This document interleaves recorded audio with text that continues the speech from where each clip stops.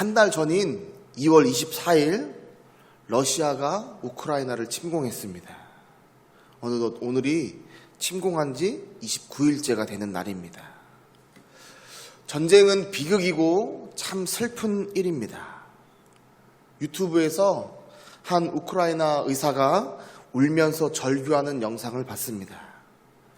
엄마와 함께 구급대 차에 실려온 6살짜리 아이에게 의사가 심폐소생술을 했지만 끝내 아이가 죽었고 그 의사가 울면서 전쟁을 멈춰달라고 외치는 그런 영상이었습니다. 우리는 비록 전쟁의 상황에 있진 않지만 우리 마음에도 그 아픔이 느껴집니다. 그 아픔이 전해집니다. 사실 우리에게 우크라이나라는 이 나라는 가깝게 느껴지는 나라는 아닙니다. 그러나 그리스도인이라면 세계를 위해서 기도해야 할 줄 믿습니다. 왜냐하면 이 세계의 주관자는 하나님이시기 때문이고 생명 또한 하나님이 주셨고 전쟁은 그 하나님이 주신 존귀한 생명을 빼앗아가는 것이기 때문에 우리는 반드시 이 세계를 위해서 또 특히 이 우크라이나를 위해서 기도해야 될 줄 믿습니다.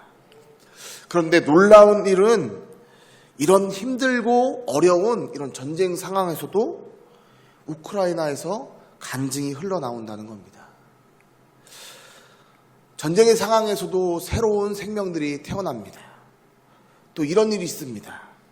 여러분들도 아마 TV를 통해서 보셨을 겁니다. 러시아의 전차와 군대들이 줄을 지어서 도로를 위를 쫙 지나갑니다. 얼마나 숫자가 많은지 정말 멀리서 클로즈업 하지 않고 멀리서 이렇게 쫙 찍어서 보여주는데도 전차들이 도로를 다 점령해서 지나가는 그런 모습입니다. 세계 2위의 전력이라고 하니까 얼마나 어마무시하겠습니까? 그런데 어느 날 이 전차들이 연료 및 식량 배급이 안 돼서 그 문제로 인해서 전체가 다 멈추는 일이 생겼습니다. 그런데 놀랍게도 이때가 우크라이나에 있는 그리스도인이 하나님 전차를 멈춰주세요라고 기도했던 때라고 합니다. 러시아의 침공이 갑자기 이뤄진 침공이 아니라 오랫동안 준비하고 침공했음에도 불구하고 그들의 전차가 멈추자 우크라이나의 그리스도인들은 하나님께 감사의 기도를 올렸다고 합니다. 그뿐만이 아닙니다. 나자르라고 하는 한 그 군 소대를 이끄는 중위가 있었습니다. 그의 계급이 중위였고 그는 크리스찬이었습니다. 이제 그가 소대를 이끌고 그의 부하들과 함께 한 지역에 가서 숨어서 적이 어디에 있는지 또 그들이 어디를 공격할지를 알아내기 위해서 준비하고 있었습니다. 그런 절박한 상황에서 그가 갑자기 병사들에게 지금 자리에 앉아서 기도하라고 이렇게 외칩니다. 이런 절박한 상황에서 하나님께 기도를 하기 시작했습니다. 그는 그의 마음속에 갑자기 지금 당장 기도해! 라는 마음이 들어서 그런 다급함이 느껴져서 기도를 했다고 합니다. 그래서 그는 소대를 이끄는 지휘관이었지만 그 자리에 무릎을 꿇고 기도를 했다고 합니다. 이 위급한 순간에서 그 순간 하나님으로부터 이런 음성이 들려졌습니다. 너희 병사들을 데리고 당장 이곳을 떠나라. 그 음성을 듣자마자 그는 곧바로 그의 병사들을 데리고 다른 곳으로 떠났습니다. 그리고 그들이 장소를 옮기자마자 그들이 원래 있던 그곳에 폭격이 있었고 순식간에 그곳이 파괴되었습니다. 그와 그의 병사들은 하나님이 어떻게 기적을 행하시는지 어떻게 그들을 보호해 주시는지 알게 되었습니다. 보게 되었습니다. 나자르라는 군인과 함께 있던 병사들은 이전에는 하나님 말씀에 귀 기울이지 않았고 복음을 전하면 복음을 받아들이려 하지 않았던 자들이었다고 합니다.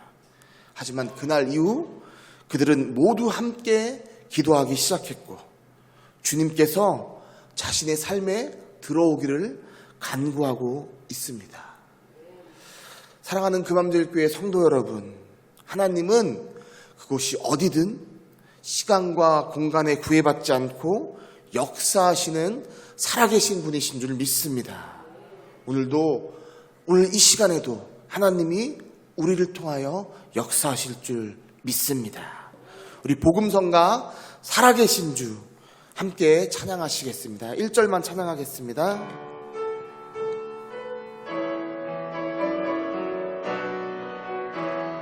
주 하나님 독생자 예수, 주 하나님 독생자 예수, 날 위하여 오시었네. 내 모든 죄 다 사하시고 죽음에서 부활하신 나의 구세주, 살아계신 주,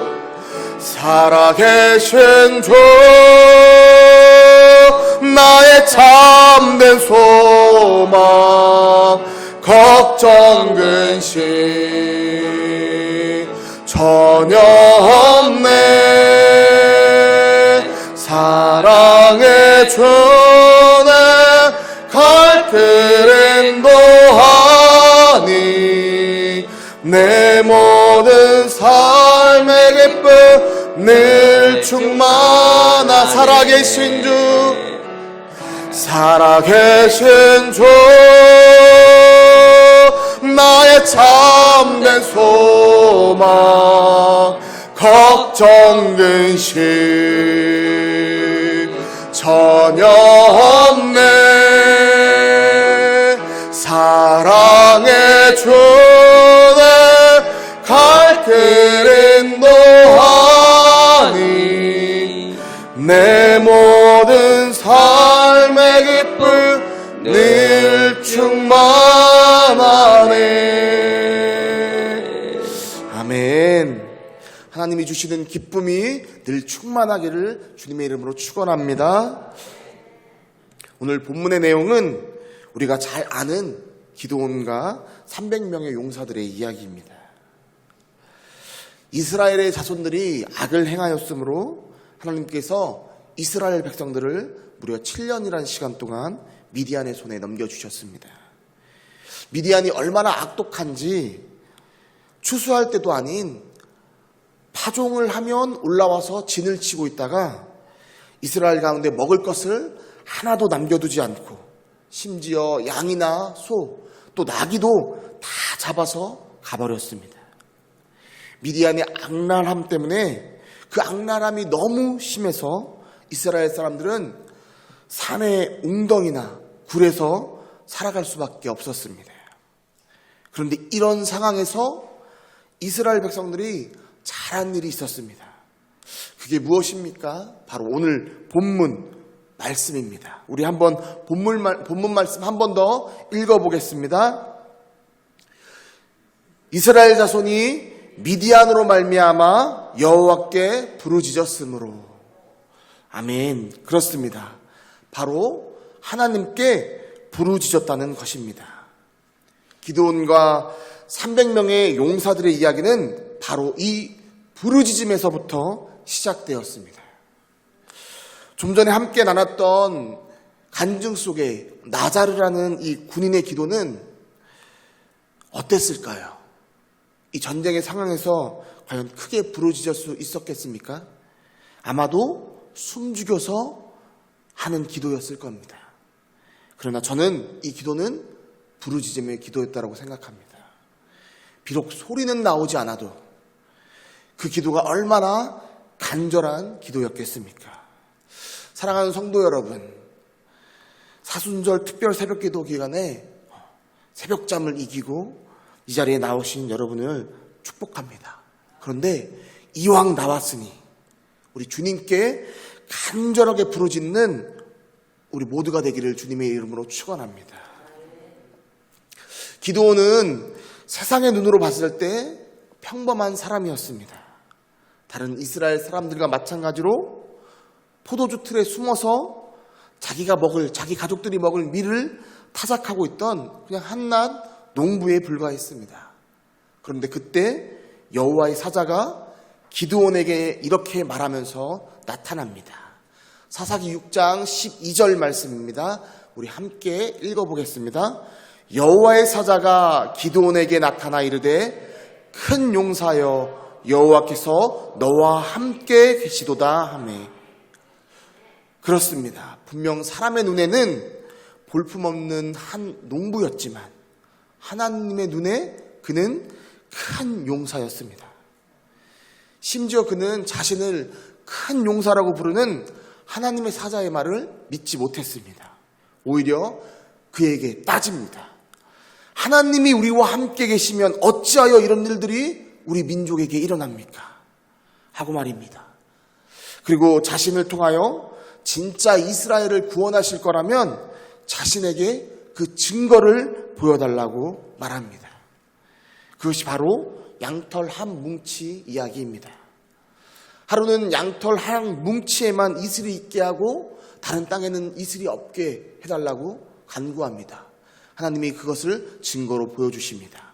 그 다음 날에는 이번에는 양털 뭉치에만 이슬이 없게 하고 다른 땅에 이슬이 있게 해달라고 하나님이 그것조차도 보여주십니다. 이런 그의 모습을 보면 특별하게 믿음이 뛰어나다라고 보이지는 않습니다. 그냥 마치 하나님 내 눈에도 증거를 보여주세요. 하나님의 증거를 보여주세요 라고 외치는 평범한 우리들의 이야기처럼 보입니다. 하지만 하나님은 그 기드온을 사용하셨습니다. 그것도 철저하게 하나님의 방법으로 사용하십니다. 당시 미디안의 군대가 13만 5천 명이었습니다. 그리고 이스라엘의 군대가 3만 2천 명이었습니다. 숫자 13만 5천 대 3만 2천. 숫자만 봐서는 확실히 미디안이 강합니다. 그런데 이스라엘이 혹시 힘을 뭉치면 이기지 않을까라는 생각이 드는 숫자입니다. 하나님은 이때 두려워 떠는 자를 돌려보내라고 말씀하십니다. 하나님을 온전히 신뢰하지 못하고 민족을 위해서 싸울 용기가 없다면 차라리 돌려보내는 게 낫다라고 생각하셨습니다. 그렇게 떠난 숫자가 무려 2만 2천입니다. 이제 남은 숫자는 10,000명입니다. 13만 5천 대 1만 명. 그래도 혹시 기적이 일어나면 이기지 않을까라는 숫자처럼 보입니다. 하나님은 그때 다시 한번 말씀하십니다. 물가에 가서 물을 먹이라. 그리고 그때 물을 먹였던 모습을 통해서 무려 9,700명이라는 숫자를 돌려보내십니다. 9,700명의 사람들이 물을 먹으실 때 무릎을 꿇고 마십니다. 그런데 단 300명이 손으로 물을 떠서 경계를 서면서 물을 마십니다. 진짜 전쟁을 하려고 마음을 먹은 이 300명. 이 300명만 남겨놓고 모두 돌려보내십니다. 이제 숫자가 13만 5천 대 300명이 되었습니다. 여러분 어떤 생각이 드십니까? 이제 기적이 생겨도 이길 수 있는 숫자가 아니다 라는 생각이 듭니다. 하나님의 역사가 아니면 도저히 이길 수 없는 그 숫자. 그런데 그때 하나님이 한 발자국 더 나가십니다. 이스라엘 백성들에게 너희는 오직 하나님만을 섬겨야 한다는 이 진실을 알려주시기 위하여 전쟁의 승리는 하나님께 속해 있다라는 이 사실을 알려주기 위해서 그들에게 칼과 창이 아닌 나팔과 횃불이 들어있는 항아리를 들게 하십니다. 사랑하는 성도 여러분, 우리는 다 알다시피 이스라엘은 이 미디안과의 전쟁에서 엄청난 대승을 거둡니다. 그 시작점이 어디입니까? 그들이 강해서입니까? 그들은 약한 존재였습니다. 하지만 그들이 자신의 죄를 회개하고 주님께 긍휼을 구하고 부르짖었을 때 하나님의 역사가 펼쳐진 줄 믿습니다. 우리 오늘 본문 말씀 다시 한번 읽겠습니다. 7절 말씀입니다. 이스라엘 자손이 미디안으로 말미암아 여호와께 부르짖었으므로. 사랑하는 성도 여러분, 부르짖는 데 답이 있습니다. 장소가 여의치 않아서 부르짖기 힘들더라도 속으로 부르짖는 그 음성을, 우리의 음성을 주님은 반드시 귀 기울여 주시는 분이신 줄 믿습니다. 우리의 연약함으로 인해, 우리의 부족함으로 인해, 우리의 낮음으로 인해 주님께 부르짖었을 때 주님은 우리에게 사랑하는 내 아들아, 사랑하는 내 딸아, 내가 너를 사랑한다.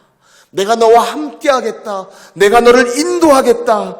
내가 너의 연약함을 채워주겠다. 내가 너의 부족함을 채워주겠다. 우리의 낮음을 하나님이 높여주시겠다라고 말씀하실 줄 믿습니다. 히브리어로 하피루라는 단어가 있습니다. 하피루. 애굽시대에 노예보다도 못한 존재를 부르는 말이 바로 하피루였습니다. 그리고 바로 이 단어가 히브리 민족, 이스라엘의 민족, 이 히브리 민족을 나타내는 이 말의 어원이 하피루입니다. 하나님이 왜 이스라엘을 택하셨을까요? 바로 이들의 연약함 때문인 줄 믿습니다. 놀랍게도 하나님은 이 노예보다도 못한 존재로 불렸던 이스라엘 백성들을 택하셨고 그 이스라엘을 세계 어느 민족보다 가장 뛰어나게 하셨습니다. 사랑하는 금암제일교회 성도 여러분, 자신의 약함을 보면서 괴로워하지 마시기 바랍니다. 오히려 감사하시기 바랍니다. 왜냐하면 이 약함이 바로 하나님께 부르짖을 수 있는 이유가 되기 때문입니다. 오늘 이 새벽 하나님께 부르짖는 우리가 되기를 간절히 소망합니다. 주님, 나는 연약합니다. 하지만 주님이 하실 줄 믿습니다. 라고 부르짖는 저희 모두가 되기를 주님의 이름으로 축원합니다. 기도하겠습니다. 사랑의 하나님, 우리는 기도원과 같은 연약한 자입니다. 의심도 많고 눈에 증거가 보여야 믿는 부족한 믿음의 소유자들입니다. 그러나 주님, 그럼에도 우리가 의지할 수 있는 분이 주님밖에 없습니다. 그래서 그것이 너무나 감사합니다. 우리에게 주님밖에 없어서 너무나 감사합니다. 오늘 이 새벽 주님께 부르짖겠습니다. 주님, 우리의 마음을 만지시고 위로해 주시고 치유해 주시고 우리를 인도하여 주시옵소서.